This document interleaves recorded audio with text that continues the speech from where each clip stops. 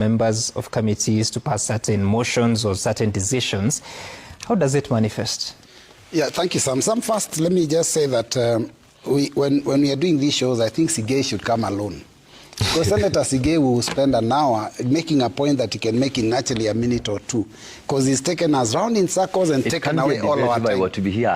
But then on this matter, I think it's important to note that, you know, yes, there are two ways by which members are coerced. One is through intimidation, and I do believe that there is definitely money that changes hands to influence decisions that are done on the floor of the House. And somehow say this, it's not a new phenomenon. It's always been there. It's been there from the time I was elected. I've seen that happen over the years. And I'll tell you, for you to know that this thing is real, you look at a situation where members of parliament, someone is elected, and is elected as a member of Azimio political party, and within a week of the announcement of a new president, he's already going to State House, totally against the party that brought him to the House. Again, many times you see people voting in support of motions that their own constituents are totally against, like the finance bill of 2023. I mean, that was a time when we are grappling with the high cost of living, and Kenyans were out in the streets with sufurias on their heads. But then there were members who were very comfortable saying that we are passing this thing that was going to, deal a very deadly blow on the cost of living and on, disposable income of Kenyans. And the tax regime was actually going to mess us up, all of us. But despite the general public's, clear indication that they were not in support, members still voted in its support on the floor of the House. So basically, there are those that are coerced because they're intimidated, they'll be thrown out of committees, but there's also a change of, money changes hands. Sam, I said it's not a phenomenon that is unique to this parliament. I was in the 11th parliament from 2013 to 2017. And in that parliament, we actually, as members of parliament, disbanded the Budget and Appropriations Committee on allegations of, inappropriate action by the members of that committee. We also disbanded the Public Accounts Committee, then chaired by the Honorable Ababu Namwamba. Yes. And it was on the same allegations that money, they were extorting money from witnesses that were coming, and people that had been named by the Auditor General. So basically, this phenomena has been there. Last Parliament, you remember the Honorable Fatuma Gedi talked about brown envelopes changing hands in the toilets. So it's not a unique phenomenon. It's something that's been around for a while. And the president was a deputy president all that period that I was in parliament seeing this happening. Yep. I don't know why suddenly now he's seen the light, and suddenly he's saying parliament is corrupt. Just recently, we had this impeachment motion against the former deputy president. And money did change hands. People were paid to sign. How much was it? 100, 200,000. For the signature? Yes, for the signature. And those who voted were also given money. This is 100, 200,000. There are many members who actually got money. So the only thing is that they will not agree to it, but we know that they were given money. Signature was 100 to 200,000. Yes, actually, the signature was 100,000. But some members were clever. They signed at the majority leader's office and went to the minority leader's office and signed again, so they got twice. But all the same, what I'm saying is that actually money did change hands. Some of these things that we are pretending are real. And sometimes, like Honorable Senator Sige said, let's be honest, it is true that money does change hands in Parliament. But now, I think what has happened, where the problem is that the decisions that have been, through coercion and bribery, that have been taken by members of parliament in this current 13th parliament have been very unpopular with the populace. And so very many of them are highly unpopular right now. And I'll tell you some that even these empowerment programs, some of them are being used to be able to take members to their constituents because they couldn't even get there because of the problem that this coercion and this bribery has caused on them. Because you make... So the empowerment is for the MP? Is to make them be able... Some of it is to make these members go back to their constituencies. Yeah. Because after the 2023 and 2024 finance bill, remember what happened in Moranga after the 2023 finance bill, when members even went and said, no, this is not what we passed. But we on the floor of the House told them, this thing is going to hurt your people, and they refused to listen. Okay. So some now what I was saying is this, that after what I'm reading in all this is that the president is aware that he has made a lot of his members of parliament extremely unpopular. And that, some of them, their re-election chances are very low. Yeah. So what does he do? He throws them under the bus. This is something he's done in the past. In 2024, when the Gen Zs go to the streets, he threw them under the bus when he threw away the bill and pretended that he's listened to the people. Yet the voters, the voters in the floor who are members of parliament were also listening, but they couldn't take the right decision. So he's throwing members under the bus by calling them corrupt, so that he can now start maybe winning those that are opposing them in their constituencies. That is what he's doing. That is definitely a game plan for the current president, so that he can have people that support him in the next election. Sorry, I'll get to you, Dr. Masara, but Mheshimiwa, you said that signature was 100 to 200,000. Sure. To impeach, what was the range? No, the vote, I think after you vote, there was some money also that was changing hands. Because yesterday I was told about 10 million shillings for Senate.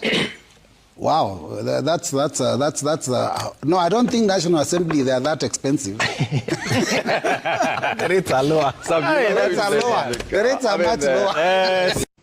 I want that person to be named so that I can collect mine.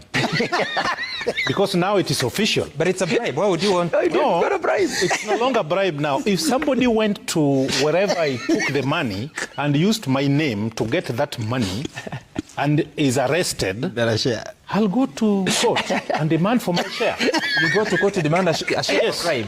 Yes. I want that money back to me so that I can return it to Central Bank. Where does it have to come through you? You just go to the No, I want to be clean. You know, Sam, yeah. I'm so surprised by my brother and the leader Mbui. Yeah. If Mbui was aware, and he's my friend, we usually meet at the Health Club.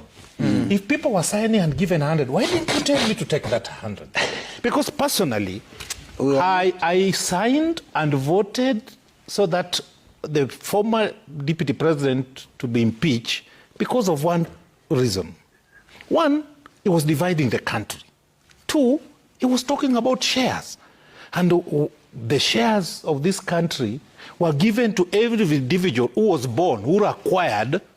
But are you concerned that actually there's a possibility your colleagues received money to sign and eventually... No, that's why the NADCO report is talking about limiting what is called corruption. That's why when these people were getting money, the anti-corruption was functional. Every other person was functional, but this money was still being taken. That's why I want Zani committee. That's why I want Zani committee. Surely, Zani will not come to parliament. No. We with the commissioners of IBC, we cannot have a plenary where we can give them our views. The question I'm asking is, Mheshimiwa Dr. Masara, are you concerned that your colleagues might actually be taking money? Not only my colleague, I'm concerned about corruption in Kenya. No, please stop. These MPs are Kenyans. We should not take MPs as outsiders.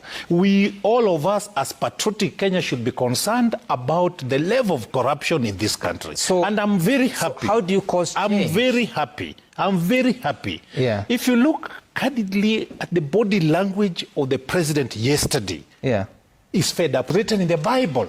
Somebody was yesterday a sinner. Today can be somebody clean. A saint. Yeah. Who's that? Anybody. But what my concern is where the corruption level has reached in Kenya. I'm happy that number one, the consumer of intelligent, raw intelligence is going to arrest people. I'm very happy, man. But you know he can't. No, he'll arrest. He can't. If yesterday he can't. No power to arrest. Let me tell you why I'm telling you he's going to arrest. If you look at William Ruto, the deputy president, was very popular with MPs. But if you were there yesterday, or you have been watching William Ruto of today and telling MPs, actually at a given point, actually you are very selective. There's a point where Raila and Ruto talked of even if they are going to carry the cross, even if it means one term, but they must change the face of this country.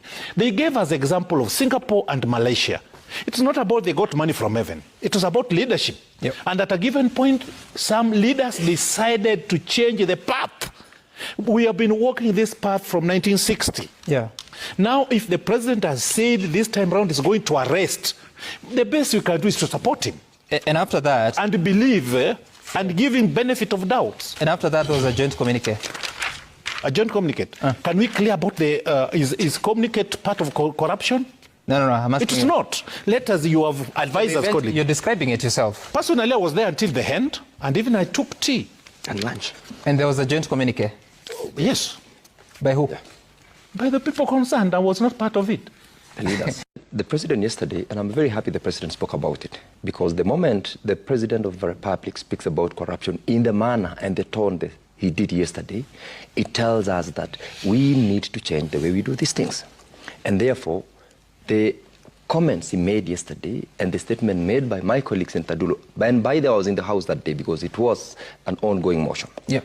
And the president went ahead and said that I'm a consumer of raw intelligence. He has said it. I am not, unfortunately. So I do not know. He probably knows I don't know.